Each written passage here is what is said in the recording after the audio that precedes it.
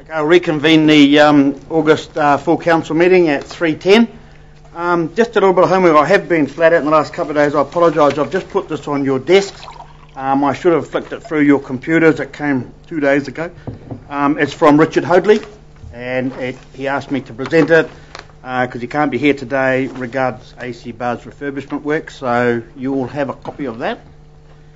I'll move straight away to one of the nicest, I believe, agenda items on the agenda today. Item number 7 is our new appointments to Destination Great Lake Taupo. As you know, we went through a process where council, you were given a short list of all the aspiring applicants. We went through a reasonably rigorous interview process, and I think I'd be fair to say to a man and a woman in here, we were pretty unanimous in our choice.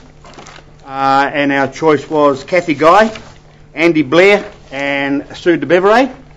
And it gives me much pleasure to be able to ask around the room for someone to be the nominator. And I see Councillor Kirk, seconded by Councillor Johnson.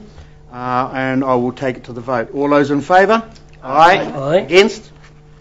Would you like your vote recorded, Councillor Henderson? Yes, I would, please. Could you please vote Councillor Henderson's vote against? I would note for the minutes I did ask Councillor Henderson when we were doing the applicants and he'd gone out of the room while we deliberated and came back if he wished to make a comment and he did say he didn't. So, however, we do have a consensus. Councillor Henderson. I'd just like to respond to that by pointing out that deliberations lasted for 5 minutes. Yes, it was a very easy decision. And it was a very easy decision to make.